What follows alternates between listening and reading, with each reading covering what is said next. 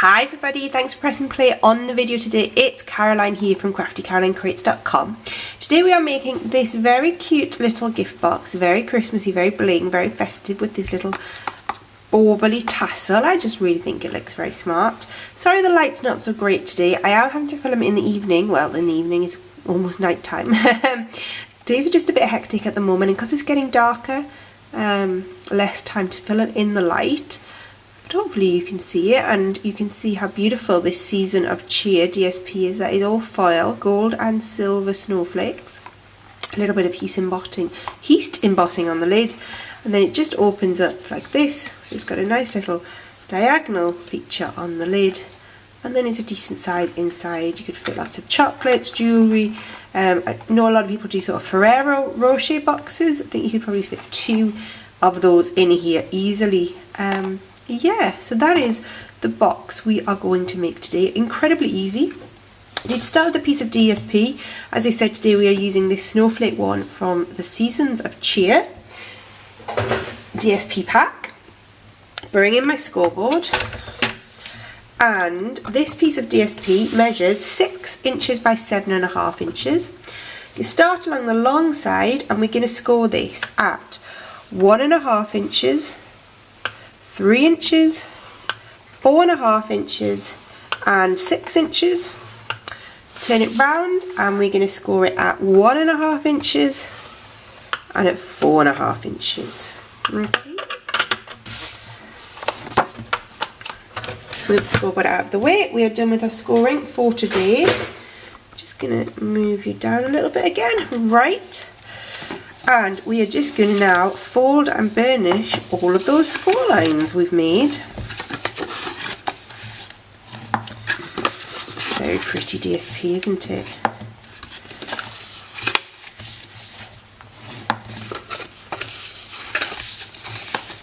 There we go. And now we are going to take up our scissors, and on either side we're going to cut up these score lines. So 1, 2, 3, 4 on that side, 1, 2, 3, 4 on the other side. Okay, so 1, 2, 3 and 4, and flip it round and do exactly the same. So 1, 2, 3 and 4. Okay, now we're going to take 2 flaps at this end, and we are going to notch them out. Okay, and do the same on the other side. So the opposite 2 we're going to notch out.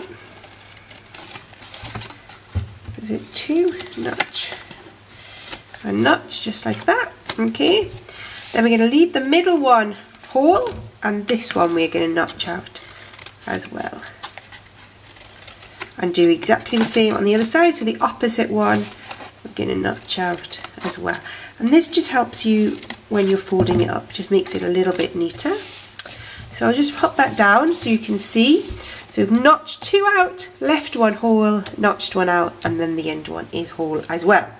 So let's start building this up. A little bit of fuse, and we're going to start by putting fuse on the pattern side of these 2 flaps.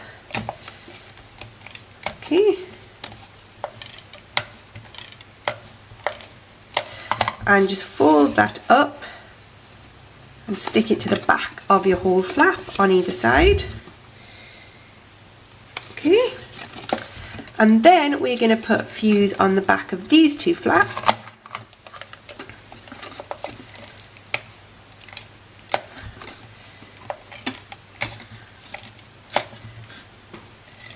There we go, and then just fold that up and inside your box.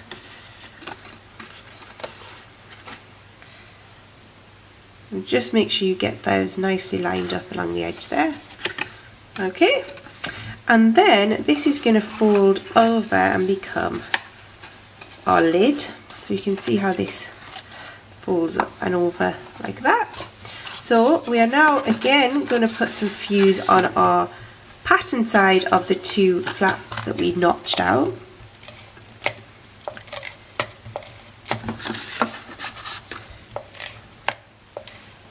Okay, and then close your box up while you do this so you can get it nice and tight. Fold your flap in that you had notched out, and then just close that up.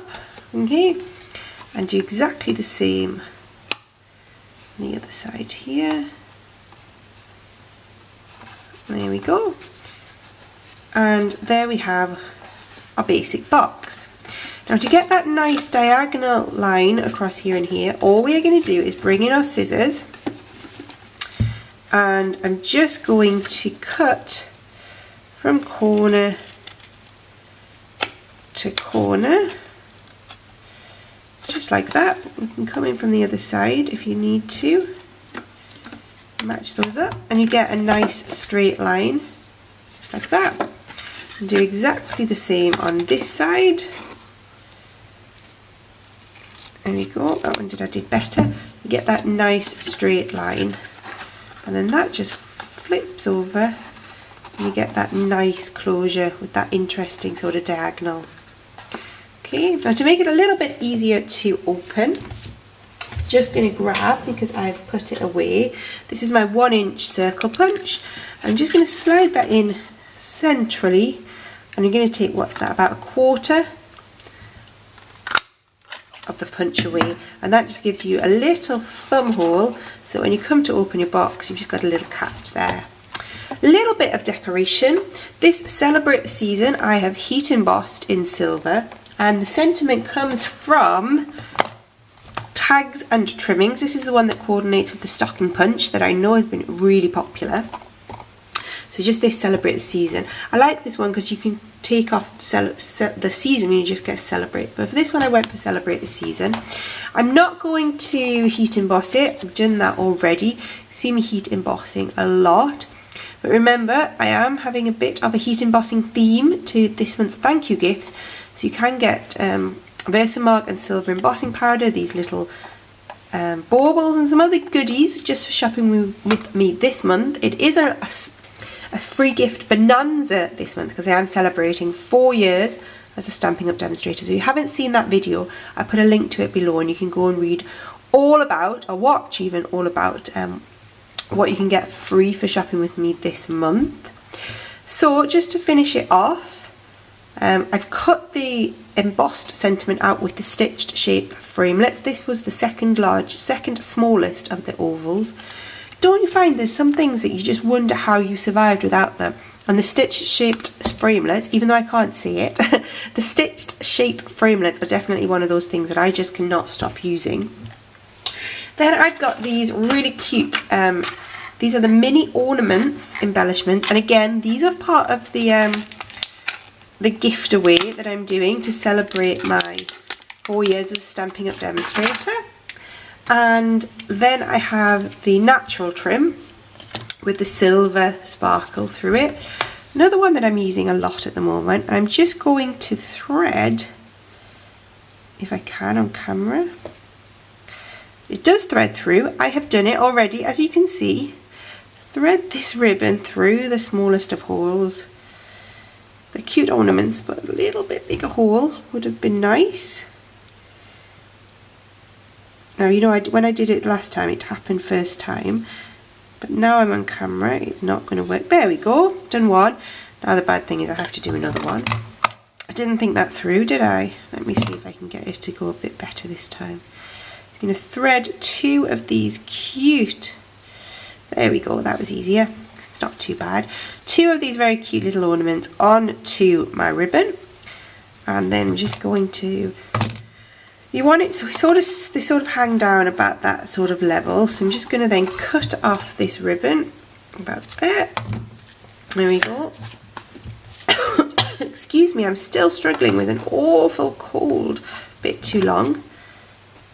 I just can't get rid of it. I hope this is not the start of an autumn of illness. Last autumn, I think one of us was ill from about October to January.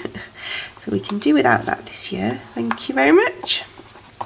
So I've just stuck those 2 little ornaments onto the front of my box with some dimensionals. I'm going to then grab my stitched shape and pop a dimensional at either end. This just gives you some balance.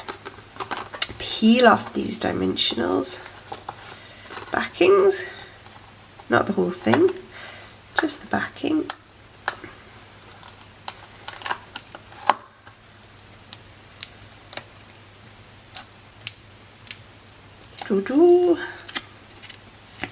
And then we just stick that over the top, hides the join where the ribbon is attached, and there we go, voila.